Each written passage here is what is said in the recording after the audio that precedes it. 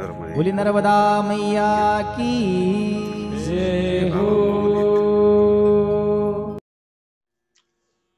मात नर्मदे हर, नर्मदा मैया की जय हो। नर्मदे हर, असं म्हणतात की सब तीर्थ बार बार, नर्मदा परिक्रमा एक बार। तो नर्मदा जी के केवल दर्शन मात्र से ही मनुष्य को मुक्ति मिलती है, मोक्ष मिलता है, ज्ञान की प्राप्ति होती है।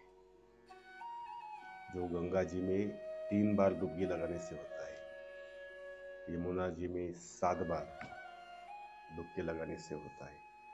तो परिक्रमा जो है वो केवल नर्मदा मैया की होती है, गंगा जी की होती है, गोदावरी की होती है, कावेरी की। ये जो है ना, गंगे च यमुने चैव गोदावरी सरस्वती नर्मदे सिंधू कावेरी जलेस्मिन सन्निधिं कर। म्हणजे या सप्त नद्या ज्या आहेत, माता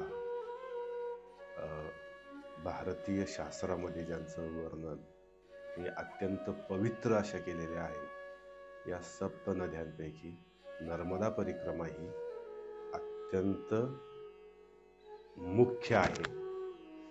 आणि गोदावरी, गंगा आहे, सिंधू आहे, कावेरी आहे, यांच्या ज्या यमुना आहे, यांच्या परिक्रमा ह्या अवघड आहेत। तुलनेत नर्मदा परिक्रमा ही अत्यंत सोपी आहे आणि फलदायी आहे। लक्षात ठेवा, लगेच फळ मिळणार आहे तुम्हाला त्याचं। नर्मदा परिक्रमा केली की त्याच वेळेस, याचं कारण असं आहे, नर्मदा परिक्रमा सब तीर्थ बार बार, नर्मदा परिक्रमा एक ही बार असं का म्हणतात? याचं कारण असं आहे की तुमची एकाच वेळी 3 तप पूर्ण होतात। लक्षात ठेवा, एक आहे कायिक, वाचिक आणि मानसिक। शरीर शुद्धी, तन शुद्धी, काया शुद्धी ही अत्यंत आवश्यक आहे।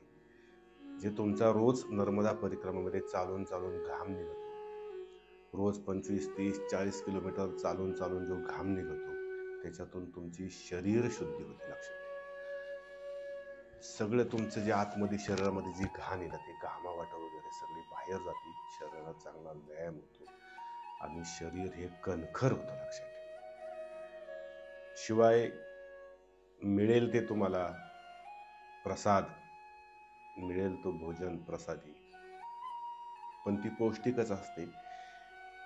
ते एक झालं आहारासंबंधी। एक मानसिक तप आहे आणि एक वाचिक तप आहे। वाचिक म्हणजे तुम्ही जी व्यावहारिक जीवनामध्ये जी बडबड करता, अनाठाई, काही गरज नसताना वादावादी, भांडणं, कुरघोड्या, चुगल्या करणं, या ज्या गोष्टी आहेत त्याला तिथं पायबंद येतो आणि तुम्ही वाचिक, तुमची वाचाच तिथं बसते। थोडक्यात फक्त एकच आहे, नर्मदे हर, आणि तुमची वाचा बसायला पाहिजे। जर तुमची तिथं वाचा बसली, वाणी जर तुमची थंडावली, तर तुम्ही ऑटोमॅटिक मौनामध्ये जाता आणि तुम्हाला विचार करायला वेळ मिळतो। जो विचार हा तुम्हाला सुरुवातीला खूप विचार येतात, नंतर ते ऑटोमॅटिक कमी होत होत होत होत फक्त नर्मदे हर एवढाच विचार शिल्लक राहतो। आणि आहे एक मानसिक। खूप लोकांचं मानसिक संतुलन बिघडलेलं आहे, ते ह्या नर्मदा परिक्रमेमध्ये सुधारू शकतं, एवढं मात्र आहे। त्याच्यामुळे एकाच वेळी 3 तपांची, असतो मा सद्गमय, तमसो मा ज्योतिर्गमय, मृत्योर्मा अमृतंगमय। ओम शांती शांती शांती, हा शांती मंत्र आहे। आणि ह्या मंत्राचा आणि नर्मदा परिक्रमेमध्ये चालण्याचा, परिक्रमेचा फार जवळचा संबंध आहे। असतो मा सतगमय, असत्याकडून सत्याकडे गमन करणं। लक्षात ठेवा, सत्याचा प्रवास चालू होतो। तो त्या नर्मदा परिक्रमेमध्ये त्याचा अनुभव. तमसोमा ज्योतिर्गमय. तमस तमस या शब्दाचा अर्थ आहे अंधार. अंधाराकडून ज्योतिर्गमय प्रकाशाकडे वाटचाल चालू होते. ती तुम्हाला नर्मदा परिक्रमेमध्ये याचा अनुभव येतो. आणि मृत्योर्मा अमृतम गमय, म्हणजे मृत्यूवरती सुद्धा विजय प्राप्त केला जातो. मृत्यूकडून अमरत्वाकडे तुमची वाटचाल होते. तर हा जो शांती मंत्र आहे, आणि खरंच सांगतो नर्मदा परिक्रमेमध्ये तन शांती, तन की शांती, मन की शांती आणि आत्मा की शांती, जर ह्या 3 गोष्टी घडावयाच्या असतील तर त्या नर्मदा परिक्रमेमध्ये निश्चित घडतात. तन की शांती, मन की शांती आणि आत्मा की शांती. आणि ज्याचं शरीर शांत होतं, काया. तन, शरीर हे मुळात निर्जीव आहे, लक्षात ठेवा. जीवामुळे, प्राणामुळे, प्राण लक्षात ठेवा, प्राण फार महत्वाचा आहे. आत्मा आणि प्राण, वायू, प्राण म्हणजे वायू, लक्षात ठेवा, प्राणवायूच म्हणतात त्याला. हा आत्म्याच्या रूपाने शरीरामध्ये वास करत असतो. आणि त्यावेळी तुम्हाला, म्हणजे जोपर्यंत तुमच्या शरीराची शुद्धी होत नाही, शरीर शांत होत नाही, तोपर्यंत तुमचं मन जे आहे, मन हे फार अहंकारी, मन, काम, क्रोध, लोभ, मोह, मद, माया आणि मत्सर हे षडरिपू जे मनाला चिकटलेले असतात ना, तर ते तुमच्या मनासोबत शरीराला चिकटलेले असतात, लक्षात ठेवा. म्हणून बऱ्याचदा साठीनंतर, जो इंद्रिय निग्रह म्हणतात ना, इंद्रिय, तर साठीनंतर बरेचशी लोक ही त्यांचे इंद्रिय जे आहेत ना, ती शिथिल झालेली असतात. आणि त्यांच्यानंतर साठीनंतर काय करायचा हा मोठा प्रश्न पडतो. कारण अचानक एवढे मोठे शरीरात बदल झालेले असतात आणि शरीर थकायला लागलेलं असतं, सुरकुत्या पडायला लागलेल्या असतात. अशा वेळेस खूप समस्या होतात आणि माणसं डिप्रेशनमध्ये जातात, लक्षात ठेवा. तर त्याच्यासाठी काय, ही नर्मदा परिक्रमा आहे, लक्षात ठेवा. तर त्याच्यापूर्वीच नर्मदा परिक्रमा केली तर खूप चांगलं होतं. म्हणजे ही तन की शांती. आणि मनावरती शांती पाहिजे असेल तर तुम्हाला जप, जाप वगैरे ह्या गोष्टी कराव्या लागतात. आणि नर्मदा परिक्रमेमध्ये चालून चालणं ही साधना आहे, लक्षात ठेवा. नर्मदा परिक्रमेमध्ये चालत राहायचं ही फार मोठी साधना आहे. आणि ह्या चालण्यातूनच तुमच्या मनाला गती मिळते. आणि ज्यावेळेस मनाला गती मिळते त्यावेळेस आत्म्याची प्रगती होते, आत्मा जागृत होतो. चालून शरीर थकतं. शरीर थकलं की मनाची शांती, मनाचे विचार करण्याची ताकदच संपून जाते, लक्षात ठेवा. चालून ज्यावेळेस तुमचं शरीर थकतं, तन, शरीर, काया थकते.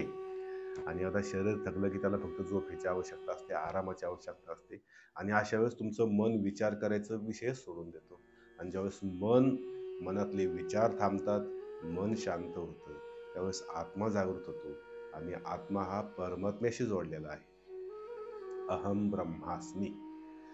तर नर्मदा परिक्रमेमध्ये तुम्हाला ब्रह्माचा अनुभव होतो, लक्षात ठेवा. ब्रह्म काय आहे, आणि अहम ब्रह्मास्मी, मी स्वतःच ब्रह्म आहे.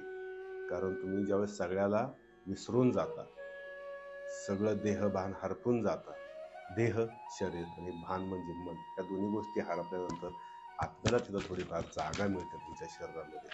आणि म्हणून नर्मदा परिक्रमा आवश्यक आहे. आता कालानुरूप प्रमाणे परिक्रमा फार बदललेली आहे. परिक्रमेत सुद्धा विकासाचं वारं व्हायला लागलेलं आहे. खूप लोक स्वैर, खूप लोक, प्रचंड लोक, म्हणजे लाखो लोक परिक्रमा करतात. आणि त्या घिसडघाईमध्ये स्वतःला कसं सावध ठेवायचं हे फार महत्वाचं आहे, लक्षात ठेवा. कारण का, बरेचसे 99% परिक्रमावासी हे घाई गडबड परिक्रमा करायची, कोणीतरी केलेली आहे म्हणून मला करायची, जगाला सांगण्यासाठी म्हणून करायची असते, तर त्यांच्या हाताशी तिथं काहीही लागत नाही. नर्मदा परिक्रमा ही अत्यंत शांत चित्त मनाने भावनेने करायला पाहिजे की जेणेकरून तुमच्या मनामध्ये अध्यात्माचे तरंग उमटायला सुरुवात होईल. आणि मुळात नर्मदा खंड जो आहे तो तपोलहरींचा आहे. हजारो लाखो करोडो ऋषी मुनींनी देवी देवतांनी, राक्षस, यक्ष, गंधर्व सगळ्यांनी त्या नर्मदेच्या किनारी तपस्या केलेली आहे. आणि ती केवळ मनशांतीसाठी. पांडवांनी सुद्धा केली, रामाने सुद्धा केलेली आहे, सगळ्यांनी केली. कोणीही असं शिल्लक राहिलं नाही जुन्या काळात जे महान होते, जे ऋषी होते, त्यांनी परिक्रमा केली नाही. ती कशासाठी केली? तप कशासाठी करतात? जप कशासाठी करतात? तर मन शांतीसाठी, शरीर शांतीसाठी, वैराग्य प्राप्त होण्यासाठी. आणि वैराग्य ज्यावेळेस प्राप्त होतं ना मनुष्याला, त्यावेळेस तो ह्या सगळं सोडून देतो. तो एक आत्म्याचा आनंद, आत्मानंद, ब्रह्मानंद असतो, त्याच्यासाठी लक्षात ठेवा. म्हणून नर्मदा परिक्रमा जरूर करा, पण विचारपूर्वक करा. मन, बुद्धी, शरीर ताळ्यावर ठेवून करा. उगाच विसडगाई करू नका. लोक नुसती पळतात नर्मदा परिक्रमा. सब तीरथ बार बार, नर्मदा परिक्रमा केवल एक बार. आणि खरंच आहे, नर्मदा परिक्रमा एकदा जरी केली तरी मनुष्याला मुक्ती निश्चित मिळते. नर्मदे हर, मात नर्मदे हर, हर हर नर्मदे. नर्मदा मैया की जय हो. बोली नर्मदा मैया की जय हो.